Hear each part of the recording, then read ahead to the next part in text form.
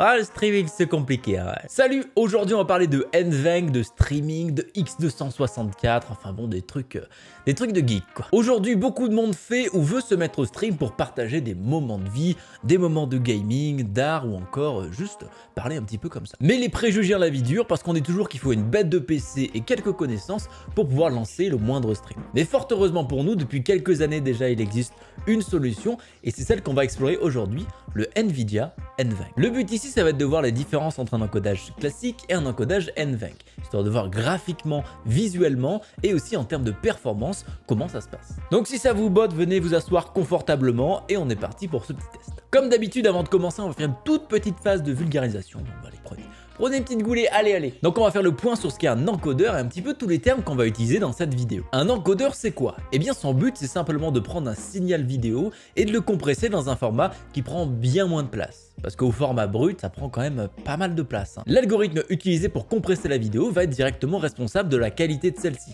Meilleur il sera, plus clair et plus net sera le rendu final. Pour le streaming, généralement, on en retrouve deux différents. Le X264, c'est un encodage logiciel qui va venir servir de votre CPU pour encoder les différentes images. En fonction de la configuration de celui-ci, il peut prendre plus ou moins de ressources CPU. Mais par contre, il a l'avantage d'être généralement plus propre et plus net que son homologue. Et ensuite, le NVENC. C'est un encodage matériel directement sur votre carte graphique.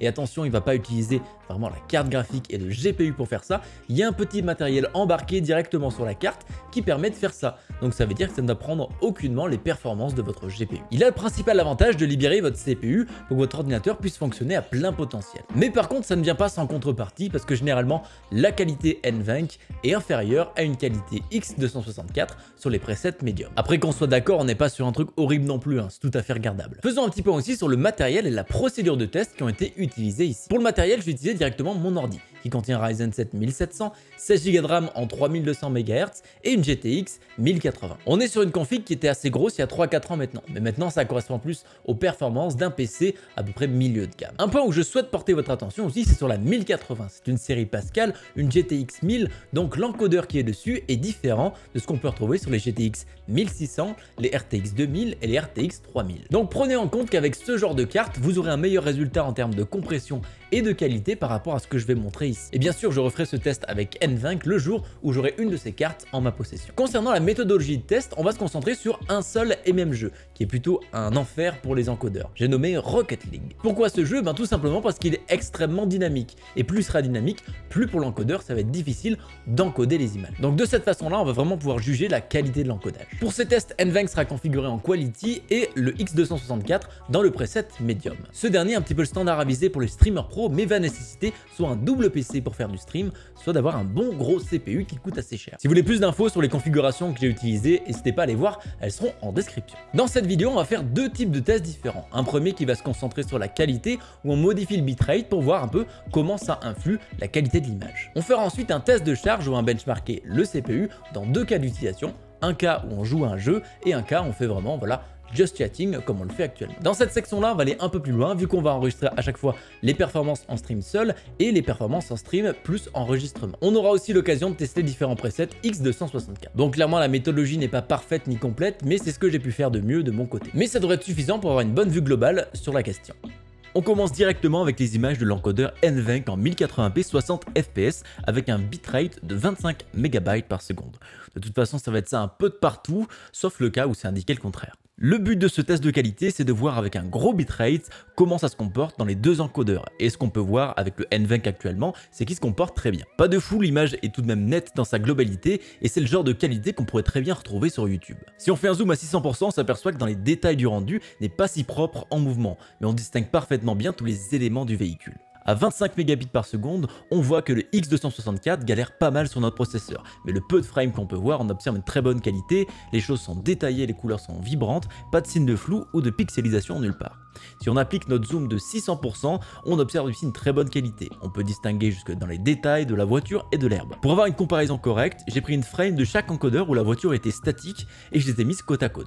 Ici, on peut clairement voir les différences entre le X264 qui est plus détaillé, notamment au niveau des pneus, de l'herbe, où on distingue bien les brins de manière individuelle. Donc ici, le X264 remporte la comparaison, mais le NVENC des cartes Pascal n'est clairement pas à rougir. La qualité est décente et surtout, l'enregistrement était tout à fait fluide. On est redescendu en bitrate, donc la compression ici va être un peu plus forte. 6 mégabits c'est le standard maximum public de Twitch, donc ce sera un rendu que vous allez avoir en stream. Ici l'encodeur s'en sort plutôt bien, on garde la qualité et du détail même en mouvement, même si dans les phases les plus dynamiques on peut voir un peu de pixelisation, mais ça passe relativement inaperçu pour les utilisateurs qui n'ont pas un œil expert. Lorsqu'on zoome à 600%, on peut voir clairement dans une phase de mouvement, la voiture n'est plus aussi détaillée, mais on peut tout de même distinguer les différents éléments de celle-ci. En X264, l'enregistrement est un peu plus fluide ici qu'avec du 25 mégabits. On a beaucoup moins de freeze, même si ça reste tout de même présent. Encore une fois ici, on a une bonne qualité et du détail même en mouvement. Pareil que pour le NVENC, dans les phases les plus dynamiques, ça pixelise un petit peu, mais le X264 gère mieux ça que le NVENC. Si on fait un zoom de 600%, on s'aperçoit que là aussi, la phase de mouvement fait mal à l'encodeur,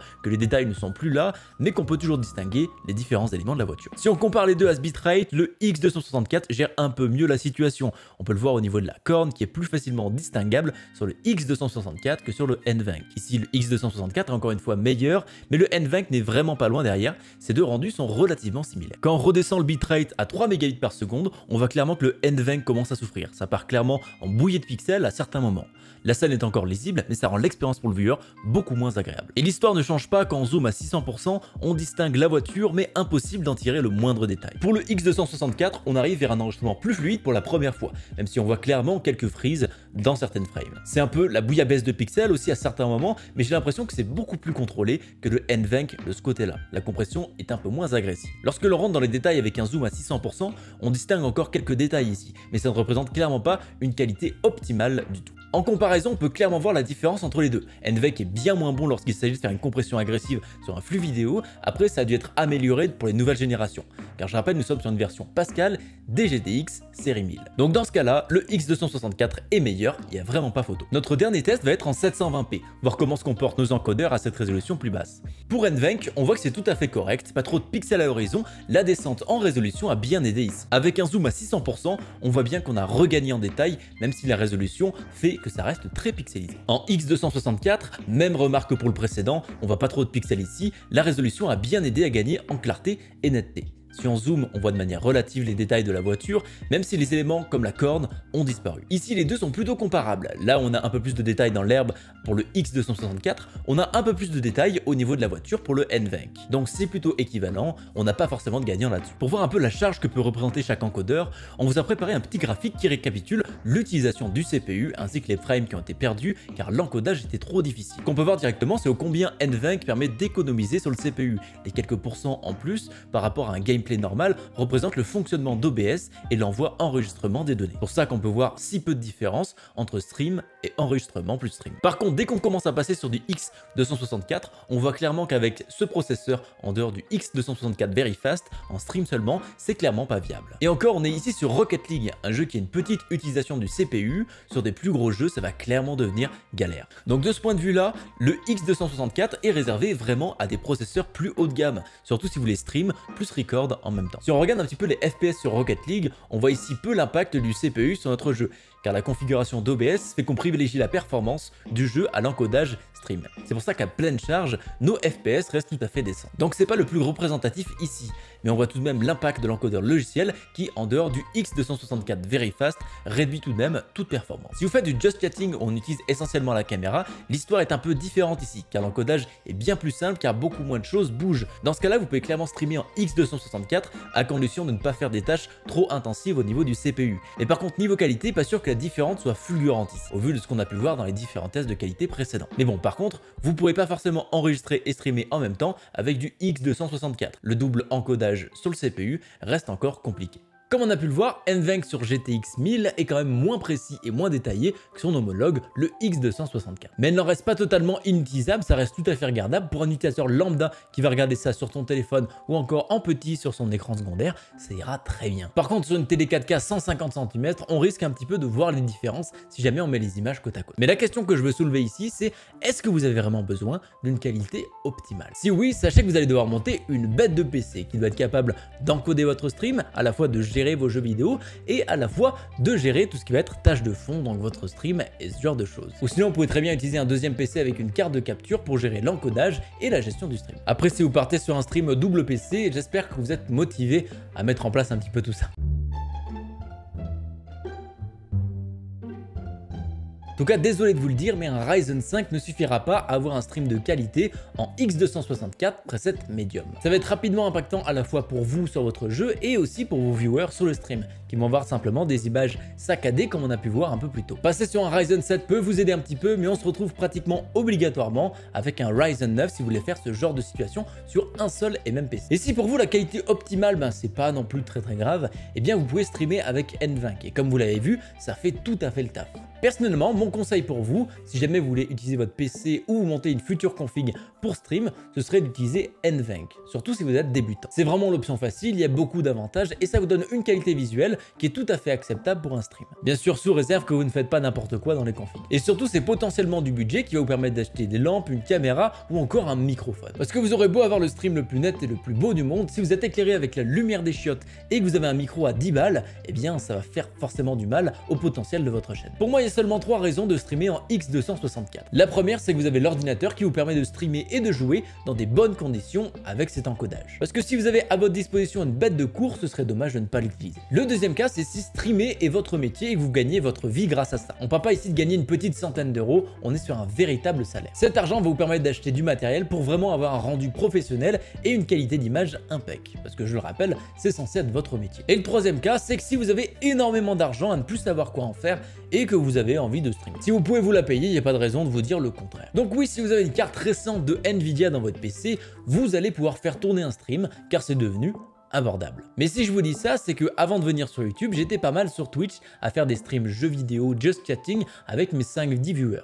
Et ces questions-là, je me les suis posées moi aussi. J'utilise le NVENC pratiquement depuis le début que j'ai commencé et jamais personne s'est plaint de la qualité de mes streams. Et en plus, ça me permet de lancer en même temps tout et n'importe quoi sans vraiment me poser de questions. Oh là là, que c'est une histoire du passé maintenant. Ça évite quand même pas mal de galères et personnellement, je préfère lancer mon stream tranquille sans avoir à me soucier de la technique derrière, même si c'est un peu moins joli. Car vous verrez, le streaming c'est fun, il y a toujours un truc qui pète ou qui foire un moment.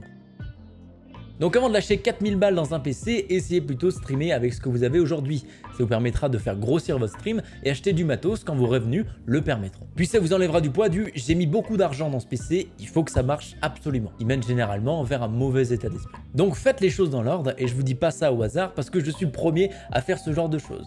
Donc partez du besoin réel et pas forcément de vos envies. Car on a tous envie d'avoir un PC à 4000 balles pour streamer, mais pas forcément tout le monde en a besoin. Les mots sont durs, je sais, mais la réalité d'un crédit console sera encore plus. Donc voilà, vous avez les résultats et mon avis là-dessus. Pour moi, le NVENC de Nvidia est une bonne solution pour ajouter de la polyvalence à votre PC sans casser la banque. Donc si vous avez un budget limité et que vous voulez stream, c'est clairement un avantage par rapport aux cartes AMD qui ont un encodeur qui est pas au niveau quoi. Par contre, si vous partez sur une grosse config, NVENC devient plus gadget qu'autre chose. Donc normalement, ça ne devrait pas influer dans le choix de votre carte graphique. Mais voilà, NVENC rend le stream plus accessible et en dehors du débat Nvidia versus AMD, on peut tous s'accorder à dire que c'est une très bonne chose. Ça amène toujours plus de gens vers le partage et c'est important dans ces moments difficiles. Ce sera tout pour moi, merci d'avoir visionné la vidéo, j'espère que vous avez pu tirer 2-3 trucs intéressants de ça. On se retrouve très bientôt pour une prochaine, ciao.